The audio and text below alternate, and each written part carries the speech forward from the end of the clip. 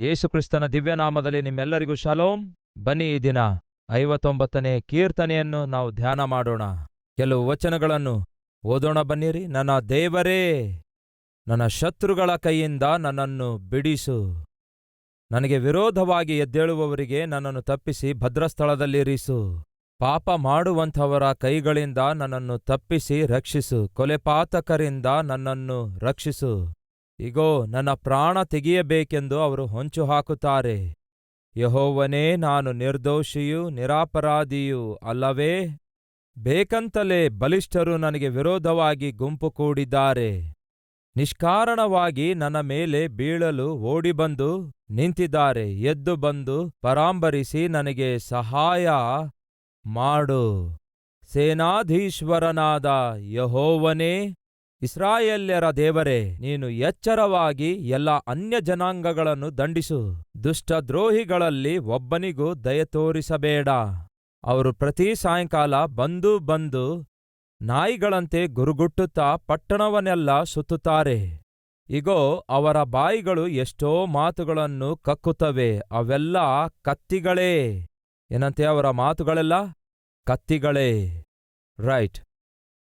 ಇದು ದಾವೀದನು ಮಾಡಿದ ಪ್ರಾರ್ಥನೆಯಾಗಿದೆ. ಅವನು ಪ್ರಾರ್ಥನೆ ಮಾಡುವುದು ಮಾತ್ರವಲ್ಲದೆ ಯಾವ ಪ್ರಾರ್ಥನೆಯನ್ನು ಮಾಡುತ್ತಾನೋ ಅದನ್ನು ಒಳ್ಳೆ ಕೀರ್ತನೆಯಾಗಿ ರಚಿಸುತ್ತಾನೆ. ನಾನಂದುಕೊಳ್ತೇನೆ, ದಾವೀದನಿಗೆ ತನ್ನ ಜೀವನದಲ್ಲಿ ಜರುಗುವಂತಹ ಘಟನೆಗಳು, ಸಂಘಟನೆಗಳು ಬರೆಯುವಂತಹ ಅಭ್ಯಾಸ ಇರಬಹುದು. ಇಲ್ಲವಾದರೆ ಇಷ್ಟು ಕೀರ್ತನೆಗಳನ್ನು, ಆಯಾ ಸಮಯದಲ್ಲಿ ಬರೆದಂತಹ ಇಷ್ಟು ಕೀರ್ತನೆಗಳು ನಾವು ಈ ದಿನ ಓದುತ್ತಾ ಇರುವುದಾದರೆ, ಅವನು ಬರೆದಿರುವಂತಹ, ಅವನು ಎದುರಿಸುತ್ತಿರುವಂತಹ, ಇಲ್ಲವೇ ಅವನ ದೈನಂದಿನ ಜೀವಿತದಲ್ಲಿ ಅವನಿಗೆ ಮೂಡಿ ಬಂದಂತಹ ಆಲೋಚನೆಗಳಾಗಿರ್ಬೋದು, ಪ್ರಾರ್ಥನೆಗಳಾಗಿರ್ಬೋದು, ಇಷ್ಟು ಚೆನ್ನಾಗಿ ಅವನು ಬರೆದಿರುವುದಾದರೆ, ಈ ದಿನಕ್ಕೆ ಹೋಲಿಸುವುದಾದರೆ ಸಾವಿರಾರು ವರ್ಷಗಳ ಹಿಂದೆ ಅವನು ಬರೆದಿರುವಂತಹ ಕೀರ್ತನೆ ನಮಗೆ ಆಶೀರ್ವಾದಕರವಾಗಿ ಮಾರ್ಪಡುವುದು ನಿಜವಾಗ್ಲೂ ಅದ್ಭುತ. ಅಷ್ಟಕ್ಕೂ ಈ ಕೀರ್ತನೆ ಬರೆದು ಎಷ್ಟು ಕಾಲ ಆಯಿತು ಗೊತ್ತಾ ನಿಮಗೆ? ಸುಮಾರು 3000 ವರ್ಷಗಳಾಗಿವೆ. ಯೇಸು ಕ್ರಿಸ್ತನು ಜನಿಸಿದ ಕಾಲಕ್ಕೂ ದಾವೀದನು ಜನಿಸಿದ ಕಾಲಕ್ಕೂ ಸುಮಾರು 1000 ವರ್ಷಗಳ ಕಾಲಾವಧಿ ಇದೆ. ದಾವೀದನು ಜನಿಸಿರುವ ಕಾಲಕ್ಕೂ ಅಬ್ರಹಾಮನು ಜನಿಸಿರುವ ಕಾಲಕ್ಕೂ ಮಧ್ಯ 1000 ವರ್ಷಗಳ ಕಾಲಾವಧಿ ಇದೆ. ಅಂದರೆ ಅಬ್ರಹಾಮನು ಜನಿಸಿದ ನಂತರ 1000 ವರ್ಷಗಳಾದ ಮೇಲೆ ದಾವೀದನು ಜನಿಸುತ್ತಾನೆ. ಹಾಗೆಯೇ ದಾವೀದನು ಜನಿಸಿದ 1000 ವರ್ಷಗಳ ನಂತರ ಯೇಸು ಕ್ರಿಸ್ತನು ಜನಿಸುತ್ತಾರೆ. ಅಂದರೆ ಯೇಸು ಕ್ರಿಸ್ತನು ಜನಿಸುವುದಕ್ಕಿಂತ ಮುಂಚೆ 1000 ವರ್ಷಗಳ ಹಿಂದೆ ದಾವೀದನು ಜನಿಸುತ್ತಾನೆ. ದಾವೀದನು ಜನಿಸುವುದಕ್ಕಿಂತ ಮುಂಚಿತವಾಗಿ 1000 ವರ್ಷಗಳ ಮುಂಚಿತವಾಗಿ ಅಬ್ರಹಾಮನು ಜನಿಸುತ್ತಾನೆ. ಅಬ್ರಹಾಮನಿಗೂ ಹಾಗೆಯೇ ಆದಾಮನಿಗೂ ಮಧ್ಯ 2000 ವರ್ಷಗಳ ಕಾಲಾವಧಿ ಇದೆ. ಅಂದರೆ ಆದಾಮನು ಜನಿಸಿದ 2000 ವರ್ಷಗಳ ನಂತರ, ಅಂದರೆ ಸುಮಾರು 2000 ವರ್ಷಗಳ ನಂತರ ಅಬ್ರಹಾಮನು ಜನಿಸುತ್ತಾನೆ. ಆದಾಮನು ಜನಿಸಿದ ನಂತರ 3 ವರ್ಷಗಳಾದ ಮೇಲೆ ದಾವೀದನು ಜನಿಸುತ್ತಾನೆ. ಆದಾಮನು ಜನಿಸಿದ ನಂತರ 4000 ವರ್ಷಗಳಾದ ಮೇಲೆ ಯೇಸು ಜನಿಸುತ್ತಾರೆ. ಅಂದರೆ ಆದಾಮನಿಗೂ ಯೇಸು ಕ್ರಿಸ್ತನಿಗೂ ಮಧ್ಯ 4000 ವರ್ಷಗಳ ಕಾಲಾವಧಿ ಇದೆ. ಆದಾಮನಿಗೂ ದಾವೀದನಿಗೂ ಮಧ್ಯ 3000 ವರ್ಷಗಳ ಕಾಲ ಇದೆ. ಆದಾಮನಿಗೂ ಅಬ್ರಹಾಮನಿಗೂ ಮಧ್ಯ 2000 ವರ್ಷಗಳ ಕಾಲ ಇದೆ. ಹಾಗೆಯೇ ಆದಾಮನಿಗೂ ನಮಗೂ ಮಧ್ಯ 6000 ವರ್ಷಗಳ ಕಾಲವಿದೆ. ಈ ಭೂಮಿಯ ಮೇಲೆ ದೇವರು ಮನುಷ್ಯನನ್ನು ಸೃಷ್ಟಿಸಿರುವ ಕಾಲಾವಧಿ ಎಲ್ಲವೂ ಒಟ್ಟಿಗೆ ಸೇರಿಸುವುದಾದರೆ ಸುಮಾರು 6000 ವರ್ಷಗಳಾಗಿವೆ.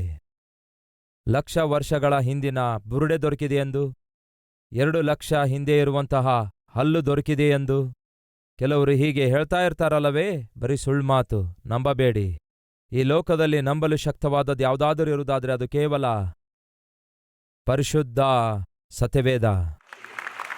ಇದರಲ್ಲಿ ಮನುಷ್ಯ ಯಾವ ವಿಧದಲ್ಲಿ ಸೃಷ್ಟಿಸಲ್ಪಟ್ಟನೆಂದು, ಮನುಷ್ಯನನ್ನು ದೇವರು ಯಾವ ರೀತಿ ಸೃಷ್ಟಿಸಿದರೆಂದು, ಯಾಕೆ ಸೃಷ್ಟಿಸಿದರೆಂದು, ಯಾವ ಉದ್ದೇಶದಿಂದ ಸೃಷ್ಟಿಸಿದರೆಂದು, ಆತನು ಮೊಟ್ಟಮೊದಲು ಸೃಷ್ಟಿ ಮಾಡಿರುವ ಮನುಷ್ಯನ ಹೆಸರೇನೆಂದು, ಆನಂತರ ಮೊಟ್ಟಮೊದಲು ಸೃಷ್ಟಿಸಲ್ಪಟ್ಟಂತಹ ಸ್ತ್ರೀ ಯಾರೆಂದು, ಅವರಿಬ್ಬರು ಎಲ್ಲಿ ನಿವಾಸಿಸುತ್ತಿದ್ದರೆಂದು, ಅವರು ಎಷ್ಟು ವರ್ಷಗಳವರೆಗೂ ಭೂಮಿಯ ಮೇಲೆ ಬದುಕಿದರೆಂದು, ಎಷ್ಟು ಮಕ್ಕಳನ್ನು ಅವರು ಹಡೆದರೆಂದು, ಅವರ ಮಕ್ಕಳು ಯಾರೆಂದು, ಅವರ ಮೊಮ್ಮಕ್ಕಳು ಯಾರೆಂದು, ಅವರ ಮರಿಮೊಮ್ಮಕ್ಕಳು ಯಾರೆಂದು ಬೈಬಲ್ನಲ್ಲಿದೆ.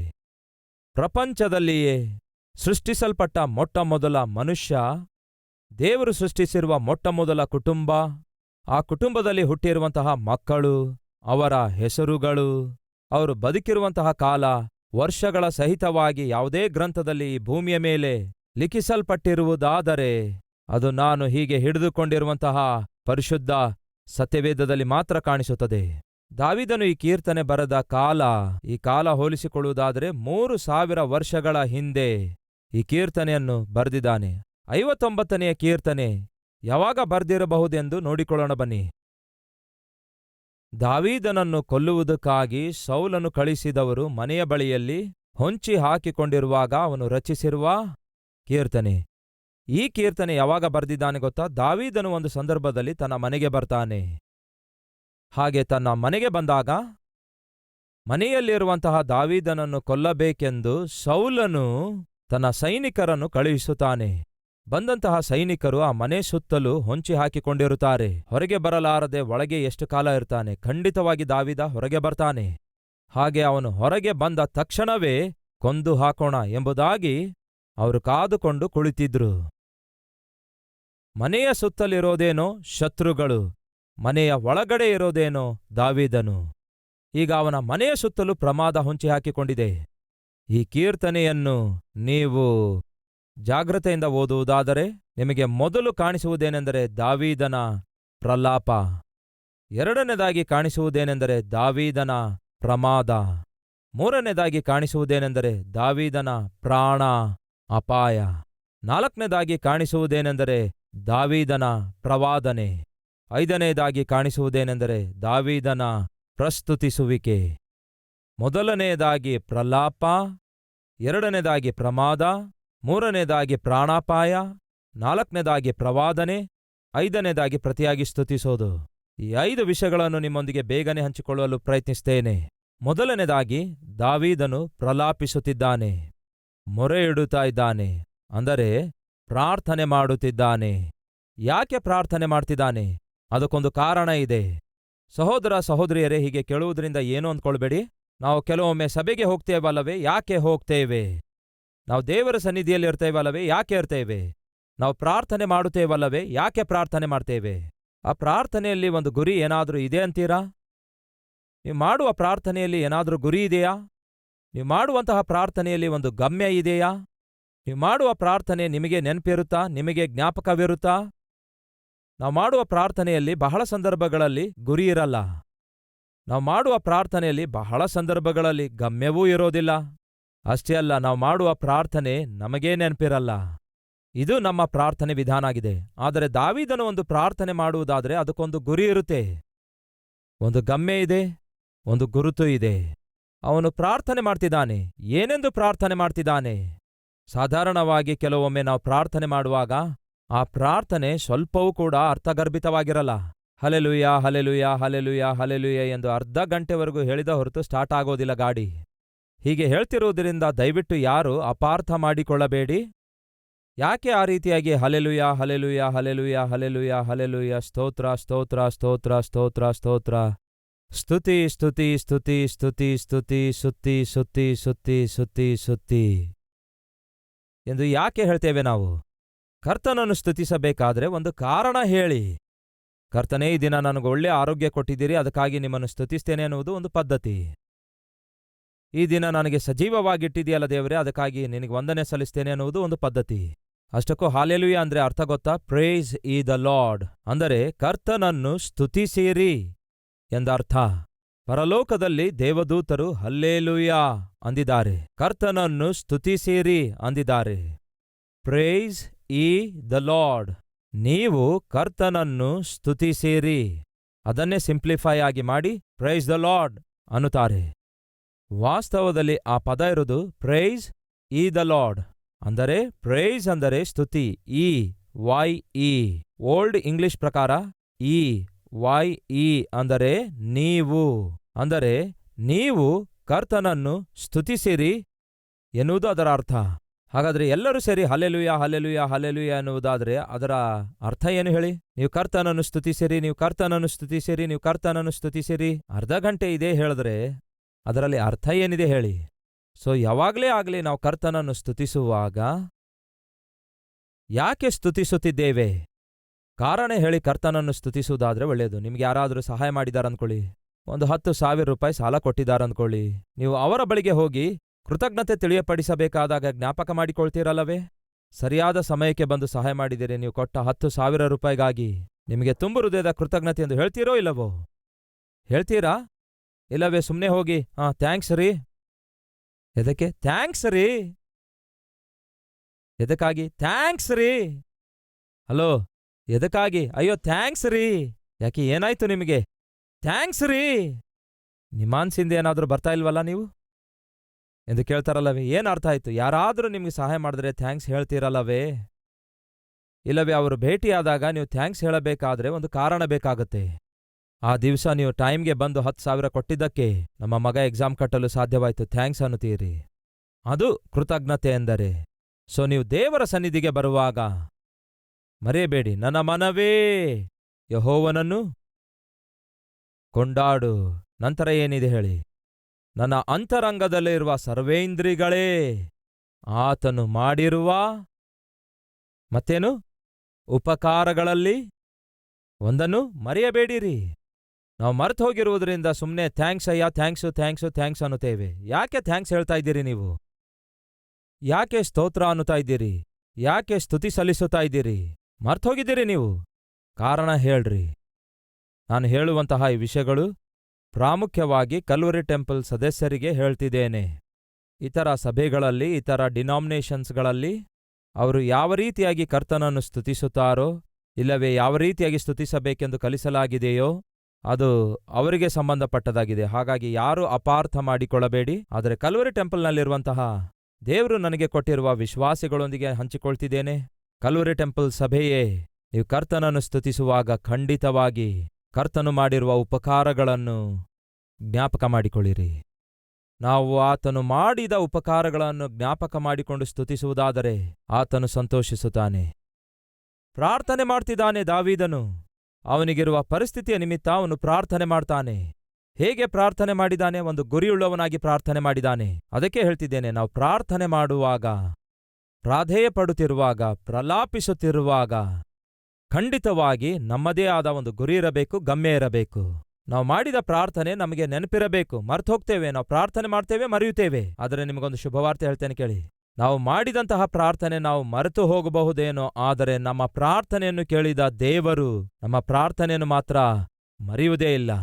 ದಾವೀದನು ಪ್ರಲಾಪಿಸ್ತಿದ್ದಾನೆ. ನೇರವಾಗಿ ಸ್ಪಷ್ಟವಾಗಿ ಅವನಿಗಿರುವಂತಹ ಭಯವನ್ನು, ಬಾಧೆಯನ್ನು, ಭಾರವನ್ನು ದೇವರಿಗೆ ತಿಳಿಯಪಡಿಸ್ತಿದ್ದಾನೆ. ಹೇಗೆ? ನನ್ನ ದೇವರೇ, ನನ್ನ ಶತ್ರುಗಳ ಕೈಗಳಿಂದ ನನ್ನನ್ನು ತಪ್ಪಿಸು. ನನ್ನ ವಿರುದ್ಧ ಎದ್ದೇಳುವವರಿಗೆ ನಾನು ಸಿಕ್ಕಿಬೀಳದಂತೆ ನನ್ನನ್ನು ಉದ್ಧರಿಸು. ಪಾಪ ಮಾಡುವಂಥವರ ಕೈಗಳಿಂದ ನನ್ನನ್ನು ತಪ್ಪಿಸು ಅನ್ನುತ್ತಾನೆ. ತಪ್ಪಿಸು, ಉದ್ಧರಿಸು. ಶತ್ರುಗಳ ಕೈಗಳಿಂದ ತಪ್ಪಿಸು. ನನ್ನ ವಿರುದ್ಧ ಎದ್ದು ಬಂದು ನನ್ನನ್ನು ಹಿಡಿಯಬೇಕೆನ್ನುವವರ ಕೈಗಳಿಂದ ನನ್ನನ್ನು ತಪ್ಪಿಸಿ ಉದ್ಧರಿಸು. ಪಾಪ ಮಾಡುವಂಥವರ ಕೈಗಳಿಂದ ನನ್ನನ್ನು ತಪ್ಪಿಸು. ಸೊ ಪ್ರಮಾದ ಬಂದಿತು. ಪ್ರಮಾದ ಹೊಂಚು ಹಾಕಿಕೊಂಡಿತು. ಹೊಂಚು ಹಾಕಿಕೊಂಡಿರುವ ಪ್ರಮಾದವನ್ನು ಕಂಡುಕೊಂಡಂತಹ ದಾವೀದನು ಏನ್ ಹೇಳ್ತಿದ್ದಾನೆ? ದೇವರೇ, ಪ್ರಮಾದದಿಂದ ತಪ್ಪಿಸು. ಇದರ ಕುರಿತು 3 ವಿಷಯ ನಿಮ್ಮೊಂದಿಗೆ ಹಂಚಿಕೊಳ್ತೇನೆ. ಯಾವುದು ಆ ಪ್ರಮಾದ? 2ನೇ ವಚನ, 3ನೇ ವಚನ. ಪಾಪ ಮಾಡುವಂಥವರ ಕೈಗಳಿಂದ ನನ್ನನ್ನು ತಪ್ಪಿಸು. ಕೊಲೆಪಾತಕರ ಕೈಗಳಿಂದ ನನ್ನನ್ನು ರಕ್ಷಿಸು. ನನ್ನ ಪ್ರಾಣ ತೆಗೆಯಬೇಕೆಂದು ಅವರು ಹೊಂಚು ಹಾಕಿಕೊಂಡಿದ್ದಾರೆ. ಏನಂತೆ? ನನ್ನ ಪ್ರಾಣ ತೆಗೆಯಬೇಕೆಂದು ಅವರು ಹೊಂಚಿ ಹಾಕಿಕೊಂಡಿದ್ದಾರೆ. ಯೆಹೋವನೇ, ನನ್ನ ದೋಷಗಳಿಂದಲ್ಲ, ನನ್ನ ಪಾಪಗಳಿಂದ ಅಲ್ಲ, ಬೇಕಂತಲೇ ನಿಷ್ಕಾರಣವಾಗಿ ಬಲಿಷ್ಠರು ನನ್ನ ಮೇಲೆ ಪ್ರತಿಕಾರ ಇಟ್ಕೊಂಡಿದ್ದಾರೆ. ಸೊ ಮೊದಲನೇದಾಗಿ ದಾವೀದನಿಗೆ ಪ್ರಮಾದ ಹೊಂಚಿ ಹಾಕಿಕೊಂಡಿತು. ಯಾರಿಂದ ಪ್ರಮಾದ ಹೊಂಚಿ ಹಾಕಲಾಯಿತು? ಪರಿಚಯಸ್ಥರಿಂದ ಪ್ರಮಾದ ಹೊಂಚು ಹಾಕಲಾಯಿತು. ಯಾರೆಲ್ಲ ಅವನ ವಿರುದ್ಧ ಬಂದರೋ ಅವರೇನು ಹೊಸವರಲ್ಲ ಪ್ರಿಯರೇ, ಅವರೇನು ಪರಿಚಯವಿಲ್ಲದವರಲ್ಲ ಪ್ರಿಯರೇ, ಅವರು ಪರಿಚಯಸ್ಥರೇ. ಹೇಗೆ ಹೇಳಬಲ್ಲೆ? ಸೌಲನು ದಾವೀದನಿಗೆ ಪರಿಚಯವೋ ಇಲ್ಲವೋ? ಪರಿಚಯ ಇದ್ದಾನಲ್ಲವೋ? ಸೌಲನು ದಾವೀದನಿಗೆ ಪರಿಚಯ ಅಷ್ಟೇ ಅಲ್ಲ, ದಾವೀದನಿಗೆ ಬಂಧೂ ಕೂಡ ಆಗ್ತಾನೆ. ಯಾಕೆಂದರೆ ಅಷ್ಟಕ್ಕೂ ಸೌಲನಿಗೂ ದಾವೀದನಿಗಿರುವ ಬಂಧುತ್ವ ಏನೆಂದು ಹೇಳಿ? ದಾವೀದನು ಸೌಲನ ಅಳಿಯನು ಪ್ರಿಯರೇ, ಮತ್ತೆ ಸೌಲನೇನಾಗ್ತಾನೆ? ಮಾವ. ಹಾಗಾದರೆ ಈಗ ಬಂದವರು ಯಾರು? ಸೌಲನು ಕಳಿಸಿಕೊಟ್ಟಂತಹ ಸೈನಿಕರು. ಸೌಲನು ಕಳಿಸಿದ ಸೈನಿಕರಂದ್ರೆ ಯಾರಿವರು? ನಿಮಗೆ ಜ್ಞಾಪಕ ಇದೆಯೋ ಇಲ್ಲವೋ? ದಾವೀದನು ಒಮ್ಮೆ ಏನಾಗಿದ್ದ ಹೇಳಿ? ಸೌಲನ ಸೈನ್ಯಕ್ಕೇ ಅಧಿಪತಿಯಾಗಿದ್ದ. ಅಂದರೆ ಇವರೆಲ್ಲರೂ ಯಾರು? ಒಮ್ಮೆ ದಾವೀದನ ಕೈಕೆಳಗೆ ಕೆಲಸ ಮಾಡಿದವರು. ಇವರಿಗೆ ದಾವೀದನ ಪರಿಚಯವಿತ್ತೋ? ಬಹಳ ಪರಿಚಯವಿತ್ತು. ಪರಿಚಯಸ್ಥರಂತೀರಾ ಅಥವಾ ಇನ್ನೂ ಹೆಚ್ಚೇನಾದರೂ ಇದೆಯಂತೀರಾ? ಪರಿಚಯಸ್ಥರು ಮಾತ್ರವಲ್ಲ, ದಾವೀದನಿಗೆ ಹೊಗಳಿದವರಾಗಿದ್ದಾರೆ. ಇವರೆಲ್ಲರೂ ದಾವೀದನನ್ನು ಹೊಗಳುತ್ತಾರೆ. ಯಾವಾಗ ಹೊಗಳುತ್ತಾರೆ ಹೇಳಿ? ಯಾವಾಗ ಫಿಲಿಸ್ಟಿಯರು ಇಸ್ರಾಯೇಲ್ಯರ ವಿರುದ್ಧ ಯುದ್ಧಕ್ಕಾಗಿ ಬಂದಾಗ ಫಿಲಿಸ್ಟಿಯರ ಪರವಾಗಿದ್ದ ಗೊಲಿಯಾತನು ಹೇಳ್ತಾನೆ, ಎಲ್ಲರೂ ಯುದ್ಧ ಮಾಡಿ ಸಾಯುವುದೇಕೆ? ನನ್ನ ದೇಶದ ಪರವಾಗಿ ನಾನೊಬ್ನೇ ಬರ್ತೇನೆ, ನಿಮ್ಮ ದೇಶದಿಂದ ಒಬ್ನೇ ಬಂದ್ರೆ ಸಾಕು. ನಾವಿಬ್ಬರೂ ಹೊಡ್ಕೊಳ್ಳುತ್ತೇವೆ, ನಾವಿಬ್ಬರೂ ಹೋರಾಡುತ್ತೇವೆ. ನಾನ್ ಗೆದ್ರೆ ನಿಮ್ಮ ದೇಶದವರು ನಮಗೆ ದಾಸರಾಗಬೇಕು. ಒಂದು ವೇಳೆ ನೀವು ಕಳಿಸಿದವನು ಗೆದ್ದರೆ ನಮ್ಮ ದೇಶದವರು ನಿಮ್ಮ ದೇಶದವರಿಗೆ ದಾಸರಾಗ್ತಾರೆ. ಈ ರೀತಿಯಾಗಿ 40 ದಿನಗಳವರೆಗೂ ಸವಾಲು ಎಸೆಯುತ್ತಾನೆ ಗೊಲಿಯಾತನು. ಹೀಗೆ 40 ದಿನಗಳವರೆಗೂ ಸವಾಲು ಎಸೆದರೂ ಕೂಡ ಸೌಲನಾಗಲಿ, ಸೌಲನೊಂದಿಗಿರುವ ಸೈನ್ಯದ ಅಧಿಕಾರಿಗಳಾಗಲಿ, ಶತಾಧಿಪತಿಗಳಾಗಲಿ ಒಬ್ಬರೂ ಮುಂದೆ ಬರಲಿಲ್ಲ. ಜಾಗ್ರತೆಯಿಂದ ಕೇಳಿರಿ ಫ್ರೆಂಡ್ಸ್, ದೇಶವೇ ಪ್ರಮಾದಕ್ಕೊಳಗಾಯಿತು. ಯಾವುದೇ ಕ್ಷಣದಲ್ಲಾಗಿರ್ಬೋದು. ಶತ್ರುವಾಗಿರುವ ಗೊಲಿಯಾತನು ಹಾಗೆಯೇ ಅವನೊಂದಿಗಿರುವಂತಹ ಸೈನ್ಯ ಆಕಸ್ಮಿಕವಾಗಿ ದೇಶದ ಮೇಲೆ ದಾಳಿ ಮಾಡುವ ಚಾನ್ಸ್ ಇತ್ತು. ಸೌಲನೇನೋ ಮಹಾರಾಜನೇ, ಆದಾಗ್ಯೂ ಪ್ರಾಣ ತನ್ನ ಹಿಡಿತದಲ್ಲಿಟ್ಟುಕೊಂಡು ದಾರಿ ತೋಚದೆ ಏನ್ ಮಾಡಬೇಕೆಂದು ತಿಳಿಯದೆ, ಕೈಕಾಲುಗಳು ಆಡಿಸದೆ ಭಯದಿಂದ ಕೂತುಕೊಂಡಿದ್ದ. ದೇಶ ಪರಿಪಾಲಿಸುವ ರಾಜನೇ ಭಯದಿಂದ ತುಂಬಿಕೊಂಡಿರುವುದಾದ್ರೆ ಇನ್ನು ಸೈನ್ಯದ ಸಂಗತಿ ಏನು ಹೇಳಿ? ಅವರು ಭಯದಿಂದ ತುಂಬಿಕೊಂಡಿದ್ರು. ಯಾವ ಕಡೆಯಿಂದ ಶತ್ರು ಬರ್ತಾರೋ ಗೊತ್ತಿಲ್ಲ, ಯಾವಾಗ ನಮ್ಮ ಮೇಲೆ ದಾಳಿ ಮಾಡಿ ನಮ್ಮನ್ನು ಬಂದಿಗಳಾಗಿ ಕೊಂಡೊಯ್ತಾರೋ ಗೊತ್ತಿಲ್ಲ. ಮತ್ತೆ ನಮ್ಮ ದೇಶ ಫಿಲಿಸ್ಟಿಯರ ಕೈಕೆಳಗೆ ದಾಸರಾಗಿರಬೇಕಾಗುತ್ತದೆಯೇನೋ. ನ್ಯಾಯಸ್ಥಾಪಕರು ಆಳ್ವಿಕೆ ಮಾಡಿರುವಂತಹ 300 ವರ್ಷಗಳಿಂದ 350 ವರ್ಷಗಳವರೆಗೂ ನ್ಯಾಯಸ್ಥಾಪಕರ ಆಳ್ವಿಕೆಯನ್ನು ನೋಡ್ತೀರಿ. ಬೈಬಲ್ನಲ್ಲಿ ನಾವು ನ್ಯಾಯಸ್ಥಾಪಕರ ಪುಸ್ತಕ ನೋಡ್ತೇವಲ್ಲವೇ? ನ್ಯಾಯಸ್ಥಾಪಕರು ಆಳ್ವಿಕೆ ಮಾಡಿರುವ ಕಾಲ ಸುಮಾರು 300ರಿಂದ 350 ವರ್ಷಗಳ ಕಾಲದವರೆಗೂ ಅವರು ಆಳ್ವಿಕೆ ಮಾಡ್ತಾರೆ. ಹಾಗೆ ಅವರು ಆಳ್ವಿಕೆ ಮಾಡಿರುವ ಕಾಲದಲ್ಲಿ ಫಿಲಿಸ್ಟಿಯರು ಬಹಳ ಕಾಲದಿಂದ ಇಸ್ರಾಯೇಲ್ಯರ ಮೇಲೆ ಪರಮಾಧಿಕಾರ ಚಲಾಯಿಸುತ್ತಾರೆ. ಇಸ್ರಾಯೇಲ್ಯರು ಮಾಡಿರುವ ಪಾಪಕ್ಕಾಗಿ ದೇವರು ಫಿಲಿಸ್ಟಿಯರ ಕೈಗೆ ಇಸ್ರಾಯೇಲ್ಯರನ್ನು ದಾಸತ್ವಕ್ಕೆ ಒಪ್ಪಿಸಿಕೊಡ್ತಾರೆ. ಹಾಗಾಗಿ ಫಿಲಿಸ್ಟಿಯರು ಇಸ್ರಾಯೇಲ್ಯರ ಮೇಲೆ ಪರಮಾಧಿಕಾರ ಚಲಾಯಿಸ್ತಾರೆ, ಪರಿಪಾಲಿಸುತ್ತಾರೆ. ಇಸ್ರಾಯೇಲರನ್ನೆಲ್ಲ ದಾಸರನ್ನಾಗಿ, ಆಳುಗಳನ್ನಾಗಿ ಉಪಯೋಗಿಸಿಕೊಳ್ತಾರೆ. ಆ ದಿನಗಳಲ್ಲಿ ಫಿಲಿಸ್ಟಿಯರಿಗೆ ಅದು ಒಂದು ಅಭ್ಯಾಸ ಆಗಿತ್ತು. ಸೌಲನು ಯಾರೆಂದು ನಿಮಗೆ ಗೊತ್ತಾ? ಮೊಟ್ಟಮೊದಲ ರಾಜನಾಗಿದ್ದ. ಯಾರಿಗೆ ಮೊಟ್ಟಮೊದಲ ರಾಜನಾಗಿದ್ದ? ಇಸ್ರಾಯೇಲ್ಯರಿಗೆ ಮೊಟ್ಟಮೊದಲ ರಾಜನಾಗಿದ್ದ. ಇಸ್ರಾಯೇಲ್ಯರಿಗೆ ಮೊಟ್ಟಮೊದಲ ರಾಜನಾಗಿ ಸೌಲನು ನೇಮಿಸಲ್ಪಟ್ಟನಲ್ಲವೇ? ಹಾಗಾದ್ರೆ ಅದಕ್ಕಿಂತಲೂ ಮುಂಚೆ ಯಾರಿದ್ರು ರಾಜನಾಗಿ? ಇಸ್ರಾಯೇಲ್ಯರ ಮೇಲೆ ಅಲ್ಲಿಯವರೆಗೂ ಯಾವ ರಾಜನಿರಲಿಲ್ಲ. ಸೇನಾಧೀಶ್ವರನಾದಂತಹ ಯೆಹೋವನೇ ಇಸ್ರಾಯೇಲ್ಯರ ಮೇಲೆ ರಾಜನಾಗಿದ್ದನು. ಆದರೆ ನ್ಯಾಯಸ್ಥಾಪಕರು ಆಳ್ವಿಕೆ ಮಾಡುವ ಕಾಲದಲ್ಲಿ ಪ್ರತಿಯೊಬ್ಬನು ತನ್ನ ಇಷ್ಟಾನುಸಾರವಾಗಿ ಜೀವಿಸುತ್ತಾ ಸುತ್ತಲಿರುವ ದೇಶಗಳೊಂದಿಗೆ ಹೋಲಿಸಿಕೊಳ್ತಾರೆ. ಪ್ರತಿಯೊಂದು ದೇಶದಲ್ಲಿ ರಾಜನಿದ್ದಾನೆ, ನಮಗೂ ಕೂಡ ಯಾಕೆ ರಾಜನಿರಬಾರದೆಂದು ಯೋಚಿಸಿ ಎಲ್ಲಾ ಇಸ್ರಾಯೇಲರು ಒಟ್ಟುಗೂಡಿ ಸಮುವೇಲನ ಬಳಿಗೆ ಬಂದು ಪ್ರವಾದಿಯಾದ ಸಮುವೇಲನಿಗೆ ಹೇಳ್ತಾರೆ, ಇಗೋ, ನಮ್ಮ ಸುತ್ತಲಿರುವ ದೇಶಗಳಲ್ಲಿ ಪ್ರತಿಯೊಂದು ದೇಶದಲ್ಲಿ ರಾಜನಿರುವುದರಿಂದ ನಮ್ಮ ದೇಶಕ್ಕೂ ಕೂಡ ಒಬ್ಬ ರಾಜನಿದ್ರೆ ಚೆನ್ನಾಗಿರುತ್ತೆ ಎಂದು ಹೇಳಿ ಸಮುವೇಲನಿಗೆ ಹಠ ಹಿಡಿದು ಬೇಡಿಕೊಳ್ತಾರೆ. ಆಗ ಸಮುವೇಲನು ದೇವರ ಬಳಿಗೆ ಬಂದು ಈ ವಿಷಯ ತಿಳಿಯಪಡಿಸುತ್ತಾ ಬಾಧೆಪಡುತ್ತಾನೆ. ದೇವರೇ, ಹೊಸದಾಗಿ ಇದೇನು? ಇಲ್ಲಿಯವರೆಗೂ ನೀನೇ ಅಲ್ಲವೇ ರಾಜನಾಗಿದ್ದು ಈ ಪ್ರಜೆಗಳನ್ನು ನಡೆಸಿದ್ದು? ಈಗ ಇವರು ನಿನ್ನನ್ನು ಬೇಡ ಅಂದುಕೊಂಡು ಹೊಸದಾಗಿ ಅವರಿಗೊಬ್ಬ ರಾಜನು ಬೇಕೆಂದು ಬೇಡಿಕೊಳ್ತಿದ್ದಾರಲ್ಲವೇ ಎಂದು ಹೀಗೆ ಸಮುವೇಲನು ದೇವರ ಬಳಿಗೆ ಬಂದು ಮೊರೆಯಿಟ್ಟಾಗ ದೇವರು ಹೇಳ್ತಾರೆ, ಸಮುವೇಲನೇ, ಅವರು ಬೇಡ, ಬೇಕಾಗಿಲ್ಲ ಎಂದು ಹೇಳಿರುವುದು ನನ್ನನ್ನೇ ಅಲ್ಲವೇ? ಸೇನಾಧೀಶ್ವರನಾದ ಯೆಹೋವನಾಗಿರುವ ನನ್ನನ್ನು ಅವರು ಬೇಡ ಅಂದುಕೊಂಡು ಮಾನವ ಮಾತ್ರದವರೇ ಅವರಿಗೆ ರಾಜನಾಗಿರಬೇಕೆಂದು ಕೋರಿಕೊಂಡಿದ್ದಾರೆ. ನನ್ನನ್ನು ವಿಸರ್ಜಿಸಿದ್ದಾರೆ. ಅವರು ತಮ್ಮ ಹಾಗೆ ಇರುವ ಒಬ್ಬ ರಾಜನನ್ನು ಕೋರಿಕೊಂಡಿದ್ದಾರೆ. ಸರಿ, ಅವರು ಕೋರಿಕೊಂಡ ಪ್ರಕಾರವೇ ಹೋಗಿ ಸೌಲನನ್ನು ರಾಜನಾಗಿ ಅಭಿಷೇಕಿಸು. ಅಂದರೆ ಸೌಲನು ರಾಜನಾಗುವುದಕ್ಕಿಂತ ಮುಂಚೆ ಫಿಲಿಸ್ಟಿಯರು ಇಸ್ರಾಯೇಲರಿಗೆ ಬಹಳ ಕಾಲ, ಬಹಳ ದಿನಗಳವರೆಗೂ ಬಹಳಷ್ಟು ಕಾಡಿಸುತ್ತಾರೆ, ಬೇಸರಗೊಳಿಸುತ್ತಾರೆ, ಬಾಧೆಗೊಳಿಸುತ್ತಾರೆ, ವೇದನೆಗೊಳಿಸುತ್ತಾರೆ. ಅದಕ್ಕಾಗಿ ಇಸ್ರಾಯೇಲರಿಗೆ ಫಿಲಿಸ್ಟಿಯರನ್ನು ಕಂಡ್ರೆ ಸ್ವಲ್ಪ ಮಟ್ಟಿಗೆ ಭಯ ಇತ್ತು. ಅಂತಹ ಭಯದಿಂದ, ಭೀತಿಯಿಂದ ತುಂಬಿಕೊಂಡಿರುವಂತಹ ದಿನಗಳಲ್ಲಿ ಯಾರೊಬ್ಬರೂ ಕೂಡ ಫಿಲಿಸ್ಟಿಯರನ್ನು ಎದುರಿಸಲಾರದ ಸಮಯದಲ್ಲಿ ದಾವೀದನೊಬ್ಬನೇ ಒಂದೇ ಕೈಯಿಂದ ಗೊಲಿಯಾತನನ್ನು ಕೊಂದಾಕ್ತಾನೆ. ದೇಶಕ್ಕೆ ರಕ್ಷಣೆಯನ್ನು ತಂದುಕೊಡ್ತಾನೆ, ದೇಶಕ್ಕೆ ಜಯ ತಂದುಕೊಡ್ತಾನೆ. ಭಯದಿಂದಿರುವಂತಹ ಪ್ರಜೆಗಳೆಲ್ಲರಿಗೆ ದಾವೀದನ ನಿಮಿತ್ತ ಧೈರ್ಯ ಉಂಟಾಗುತ್ತೆ, ಭೀತಿ ತೊಲಗಿ ಹೋಗುತ್ತೆ. ಅಷ್ಟು ಮಾತ್ರವಲ್ಲದೆ ಅವರು ಪ್ರಶಾಂತವಾಗಿ ಜೀವಿಸಲು ಆರಂಭಿಸುತ್ತಾರೆ. ಯಾವಾಗ ದಾವೀದನು ಗೊಲಿಯಾತನನ್ನು ಕೊಂದುಹಾಕುತ್ತಾನೋ ಸೌಲನು ಬಹಳವಾಗಿ ಇಷ್ಟಪಡುತ್ತಾನೆ. ಸೌಲನೊಂದಿಗಿರುವಂತಹ ಸೇವಕರು ಕೂಡ ಬಹಳವಾಗಿ ದಾವೀದನಿಗೆ ಇಷ್ಟಪಡ್ತಾರೆ. ಒಮ್ಮೆ ಅದನ್ನು ನೋಡೋಣ ಬನ್ನಿ. 1 ಸಾಮುವೇಲ ಪುಸ್ತಕ 18ನೇ ಅಧ್ಯಾಯ 5ನೇ ವಚನ. ದಾವೀದನು ಸೌಲನು ತನಗೆ ಕಳಿಸಿರುವ ಸ್ಥಳಗಳಿಗೆಲ್ಲ ಹೋಗಿ ಸುಬುದ್ಧಿಯುಳ್ಳವನಾಗಿ ಕೆಲಸ ಮಾಡಿ ಬಂದದ್ದರಿಂದ ಸೌಲನು ಯೋಧರೆಲ್ಲರ ಮೇಲೆ ಅವನನ್ನು ನಾಯಕನಾಗಿ ನೇಮಿಸಿದನು. ಏನಂತೆ? ಸೌಲನು ತನ್ನ ಯೋಧರ ಮೇಲೆ ಅವನನ್ನು ನೇಮಿಸಿದನು. ಜನರೆಲ್ಲರ ದೃಷ್ಟಿಯಲ್ಲಿ, ಸೌಲನ ಸೇವಕರ ದೃಷ್ಟಿಯಲ್ಲಿ ದಾವೀದನು ಏನಂತೆ? ಅನುಕೂಲನಾಗಿದ್ದನು. ಸೌಲನೇ ಪ್ರಮೋಷನ್ ಕೊಟ್ಟ. ಯೋಧರ ಮೇಲೆ, ಅಂದರೆ ಸೈನಿಕರ ಮೇಲೆ ದಾವೀದನಿಗೆ ಅಧಿಕಾರಿಯಾಗಿ ನೇಮಿಸಿದ. ಸೌಲನ ಸುತ್ತಲಿರುವ ಸೈನಿಕರೆಲ್ಲರ ಮೇಲೆ, ಅದು ಸೈನ್ಯ ಆಗಿರಬಹುದು, ಇಲ್ಲವೇ ಕೆಲಸ ಮಾಡುವವರಾಗಿರಬಹುದು, ಎಲ್ಲರೂ ದಾವೀದನನ್ನು ನೋಡಿ ಬಹಳ ಹ್ಯಾಪಿಯಾಗಿ ಫೀಲ್ ಆಗ್ತಿದ್ರು. ಎಷ್ಟು ಅದ್ಭುತನಾಗಿದ್ದಾನೆ, ಎಷ್ಟು ಬಲವುಳ್ಳವನಾಗಿದ್ದಾನೆ, ಎಷ್ಟು ಆತ್ಮಿಕನಾಗಿದ್ದಾನೆ.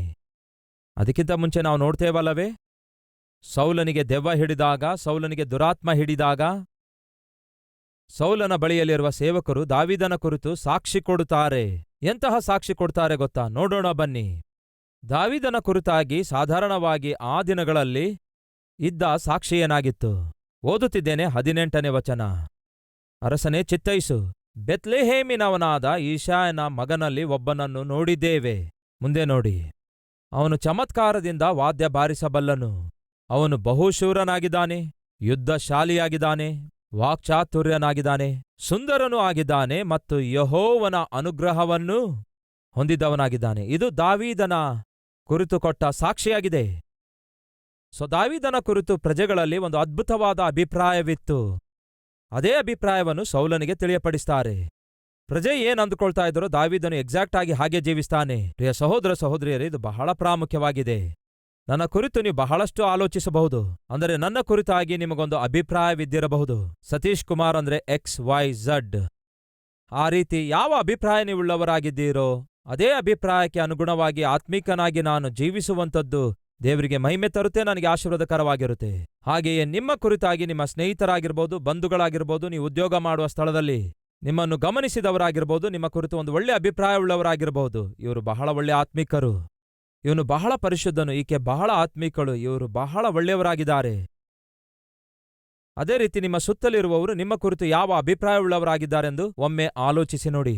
ಆದರೆ ವಾಸ್ತವದಲ್ಲಿ ನಮ್ಮ ಜೀವಿತದಲ್ಲಿ ಸಹಜವಾಗಿ ಕಾಣಿಸಿಕೊಳ್ಳುವ ಒಂದು ಲಕ್ಷಣವೇನೆಂದರೆ, ನಮ್ಮ ಸುತ್ತಲೂ ನಮ್ಮ ಕುರಿತು ಯಾರ್ಯಾರು ನಾವು ಒಳ್ಳೆಯವರೆಂದು ಅಂದುಕೊಳ್ತಿದ್ದಾರೋ ಅದು ನಿಜವಾಗ್ಲೂ ನಮ್ಮ ಜೀವಿತದಲ್ಲಿ ವಾಸ್ತವವಾಗಿದೆಯಾ ಎಂದು ಪ್ರಶ್ನಿಸಿಕೊಳ್ಳುವುದಾದರೆ ಅದು ಪ್ರಶ್ನಾರ್ಥಕವಾಗಿಯೇ ಉಳ್ಕೊಳ್ಳುತ್ತೆ. ನಿಮ್ಮ ಸುತ್ತಮುತ್ತಲಿರುವಂತಹ ನಿಮ್ಮ ಬಂಧುಗಳಾಗಿರ್ಬೋದು, ನಿಮ್ಮ ಸ್ನೇಹಿತರಾಗಿರ್ಬೋದು, ನಿಮ್ಮ ಕುರಿತು ಏನಂದುಕೊಳ್ತಿದ್ದಾರೋ ಅವರಂದುಕೊಂಡಂತೆ ಜೀವಿಸುವುದಾದರೆ ಎಷ್ಟು ಚೆನ್ನಾಗಿರುತ್ತೆ. ಸರ್ವಸಾಧಾರಣವಾಗಿ ನಮ್ಮ ಸುತ್ತಲಿರುವವರು ನಮ್ಮ ಕುರಿತಾಗಿ ಅಂದುಕೊಳ್ಳುವಷ್ಟು ಒಳ್ಳೆಯವರು ನಾವು ಇಲ್ಲದೇ ಇರಬಹುದೇನೋ? ಒಂದು ಸಾರಿ ಪ್ರಶ್ನಿಸಿಕೊಳ್ಳಿರಿ.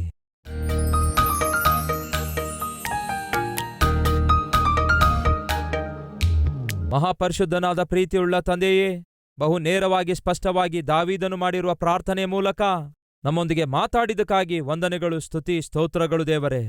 ನಮಗೆ ಯಾವುದೇ ಕಷ್ಟ ಬಂದರೂ, ಯಾವುದೇ ಸಮಸ್ಯೆ ಬಂದರೂ 4 ಗೋಡೆಗಳ ಮಧ್ಯೆ ದಾವೀದನ ಹಾಗೇ ಆಕಾಶದ ಕಡೆಗೆ ಕಣ್ಣೆತ್ತಿ ಪ್ರಾರ್ಥನೆ ಮಾಡುವ ಮನಸ್ಸು ನಮ್ಮೆಲ್ಲರಿಗೆ ದಯಪಾಲಿಸಿರಿ.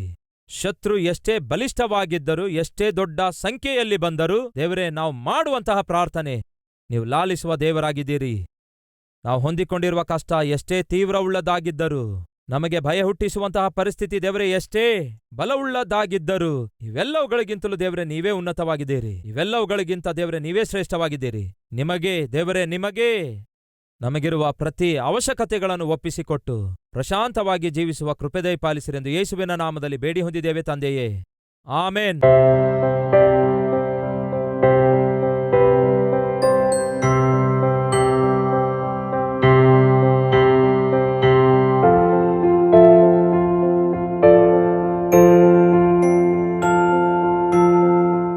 ವಿಳಾಸ: Calvary, post box number 30, Kukatpally, Hyderabad 72.